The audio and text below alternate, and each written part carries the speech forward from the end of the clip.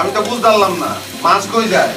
বাজারের থেকে মাছ আনি অত বড় দেখা, আর রান্ধনের পরে পাতিলে দেই দুটো টুকরা মাছ। ঘটনা কি? ঘরে তো বিলাইও নাই যে মাছ খেয়ে ফেলায়, থাকলে তো মাথার মধ্যে বাড়ি দিয়ে। ঘটনা আবার কিটা? মাছ হইছে গিয়ে সুতি কাফরের লাহান, যতবার দুই ভাই তত সুডু হইব। আনলে তো বাজারতে বড় মাছ আনুন ঠিক হই, কিন্তু মাছ আমার দুইয়ে রান্ধন লাগে না।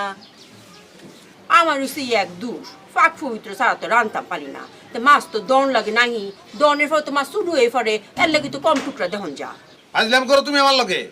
মাছ সুতি কাপড়ের মতন না, মাছের লগে কাপড়ের সম্পর্ক দাও তুমি। জীবনে পয়লা শুনলাম।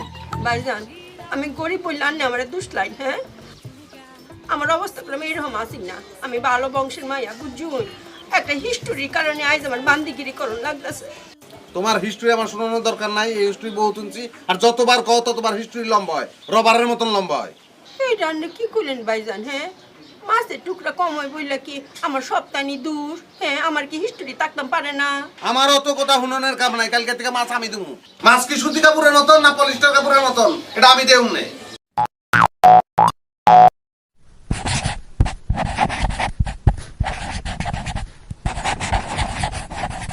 Subscribe.